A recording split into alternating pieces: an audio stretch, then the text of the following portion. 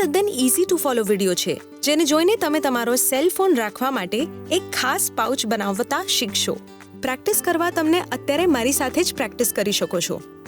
શરૂ કરવા માટે તમને જોઈશે 9 બાય 13 ઇંચનું એક કપડું, 3 એક જ સાઇઝના કપડાના ટુકડા જે સેલફોનની સાઇઝથી 3 ઇંચ વધુ મોટા હોય, અને એમાંનું એક પ્રિન્ટેડ કાપડ હોઈ શકે છે, એક શો માટેનું બટન, ચોંટાડવા માટે 1 ઇંચ વેલ્ક્રોનો ટુકડો, પટ્ટા માટે એક લાંબી રિબન લો. હવે સરખા એક પર એક રાખી બરાબર ખૂણે ખૂણા મેળવી ગોઠવી દો, જેમાં પ્રિન્ટેડ ટુકડો બે બાજુ ટુકડાની વચ્ચે આવે. પ્રિન્ટેડ ફેબ્રિક અને સૌથી ઉપરના ટુકડાની ચત્તી બાજુ એકબીજાની સામસામે આવે એ રીતે રાખો, જેમ કે તમે આ વિડીયોમાં જોઈ શકો છો. બધા ટુકડાની જમણી બાજુ બરાબર ગોઠવીને પિન ભરાવી એક સાથે જોડી દો. હવે એક સાથે રાખેલા આ ટુકડાઓ મશીન પર રાખો. સ્ટિચ પેટર્ન સિલેક્ટરને એ પર રાખો અને સ્ટિચ લેન્થને 2 થી 3 ની વચ્ચે રાખો. પિન લગાવેલી બાજુ પ્રેશર ફૂટની પાસે સીધી લાઇનમાં ગોઠવો. પ્રેશર ફૂટને નીચું કરો અને સીવવાનું શરૂ કરો. જેમ જેમ સીવતા જાઓ તેમ તેમ પિન કાઢવાનું યાદ રાખો. જ્યારે તમે એક સાઈડ પૂરી કરી છેડા સુધી આવો ત્યારે રિવર્સ સ્ટિચ સિલેક્ટર દબાવો અને થોડું રિવર્સ સીવી રિવર્સ સિલેક્ટર છોડો. પછી અંત સુધી આ જ રીતે સીવી લો. પ્રેશર ફૂટ ઊંચું કરી કાપડ કાઢો અને થ્રેડ કટરથી દોરો કાપી નાખો. અત્યારે તમે કપડાની જમણી બાજુ સીવી છે. હવે કપડાના ટુકડાને એવી રીતે રાખો જેથી પ્રિન્ટેડ અને સાદો ટુકડો બાજુમાં આવે. તેમને સપાટ પથારો. બંને બાજુએથી વધારાનો દોરો કાપી નાખો.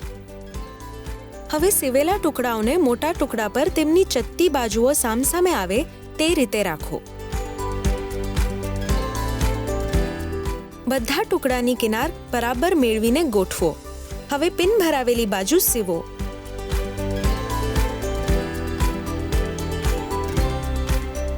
કપડાને પ્રેશર ફૂટની નીચે રાખો અને હા, તેને સીધી લાઇનમાં રાખવાનું ભૂલશો નહીં.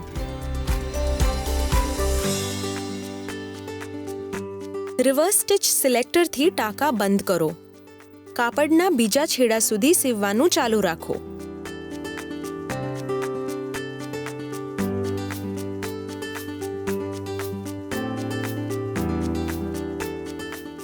નીચલા છેડાના ટાંકા પણ લોક કરો. પ્રેશર ફૂટ ઊંચું કરો, કપડું કાઢો અને થ્રેડ કટરથી દોરો કાપી નાખો. હવે સીવેલા ટુકડા ખોલો અને પલટાવીને ઊભી ઘડી વાળો. કિનારે કિનાર મેચ કરી બરાબર ગોઠવો. હવે કપડાને ફૂટની નીચે રાખો. રિવર્સ બટન દબાવી ટાંકા લોક કરો અને ખુલ્લી બાજુએ સીવવાનું ચાલુ રાખો. જોઈન્ટ સુધી આવો તે પહેલા મશીન થોડીવાર બંધ કરો. સાંધા એક લાઇનમાં ગોઠવો અને પછી બંને બાજુએ અલાવન્સ ઓન કરો. સીવવાનું ચાલુ રાખો.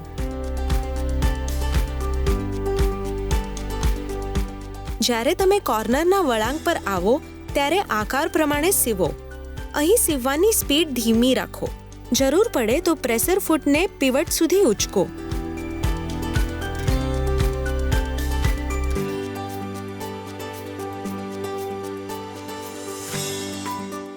વળાંક પરથી બીજી સાઈડ પણ સ્ટાર્ટિંગ પોઈન્ટ સુધી કાળજીપૂર્વક સીવવા માંડો.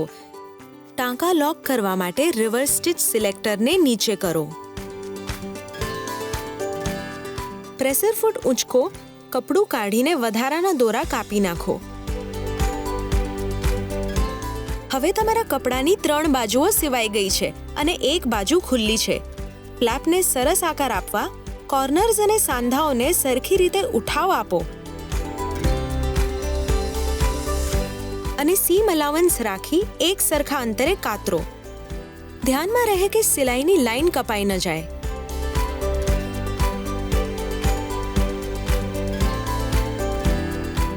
હવે કપડાની ખુલ્લી બાજુથી તેને અંદરથી બહાર પલટાવી ખાતરી કરો કે કોર્નરના વળાંક કે શેપ બરાબર આવ્યો છે કે નહીં.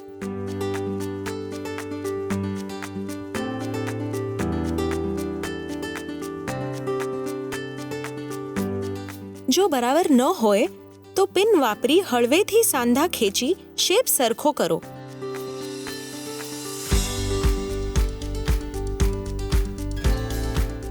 સાંધા સરખા કરવા ઇસ્ત્રી ફેરવો.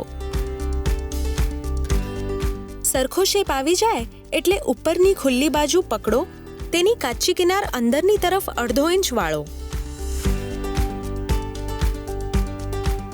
વાળેલી બાજુઓ સીધી લાઈનમાં રાખીને તે પટ્ટી પ્રેશર ફૂટની નીચે મૂકો. પટ્ટી વાળીને તેને ધારેથી સીવો. ફૂટ ઉચકો અને સીવેલું કપડું કાઢી લો. વધારાના દોરા કાપી નાખો. હવે સીવેલા ટુકડાઓને તેમની ઊંધી બાજુ ઉપર આવે તેમ રાખો.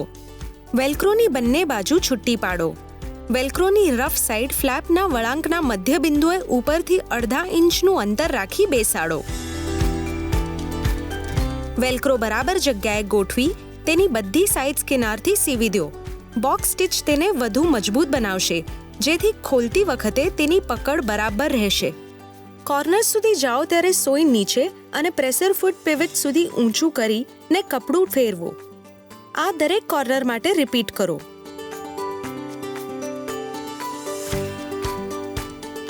રિવર્સ સ્ટિચ સિલેક્ટર વાપરી ટાંકા લોક કરો. આ પછી પ્રેશર ફૂટ ઊંચું કરો, ફેબ્રિક કાઢો અને વધારાના દોરા કાપી નાખો.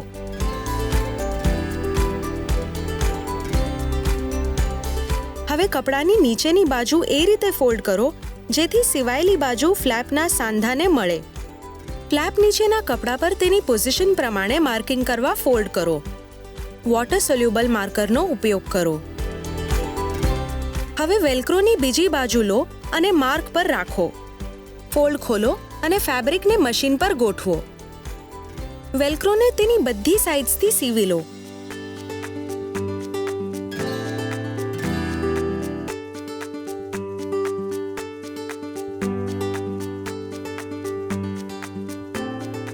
હવે કપડાને કાઢી લો અને વધારાના દોરા બંને તરફથી કાપી નાખો. હવે સીવેલા ટુકડાની ઊંધી બાજુ ઉપર આવે તેમ રાખો. ઉપલી બાજુ સાંધાને મળે તે રીતે કપડું વાળો. હવે ફક્ત ખુલ્લી બાજુની કિનાર સીવવાની બાકી છે અને પટ્ટો જોડવાનો બાકી છે. કામ સહેલું કરવા માટે રિબન વાપરી શકો છો અથવા તમારા વધેલા કપડામાંથી પટ્ટો બનાવી શકો છો. રિબનનો એક છેડો ઉપલી બાજુએ બંને કિનારોની વચ્ચેથી અંદર નાખો. પ્રેશર ફૂટ નીચે સીધી લાઈનમાં બરાબર ગોઠવી પ્રેશર ફૂટ નીચે કરો. સીવવાનું શરૂ કરો.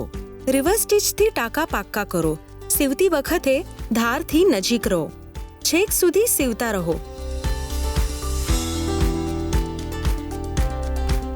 રિવર્સ સ્ટિચથી ટાંકા બંધ કરો. રિબન લઈ તેની આંટીઓ સીધી કરો. રિબનનો બીજો છેડો સીવેલા કોર્નરની સામી બાજુએ ગોઠવો. હવે જે રીતે તમે પહેલો છેડો સીવ્યો તે જ રીતે આ છેડાને પણ સીવી લો.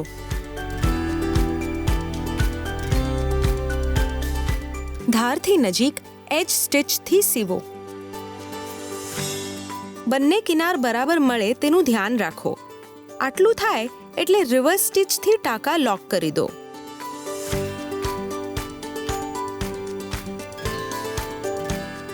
મશીન બંધ કરો અને પ્રેશર ફૂટ ઉચકી કપડું કાઢી લો. વધારાના દોરા કાપી નાખો.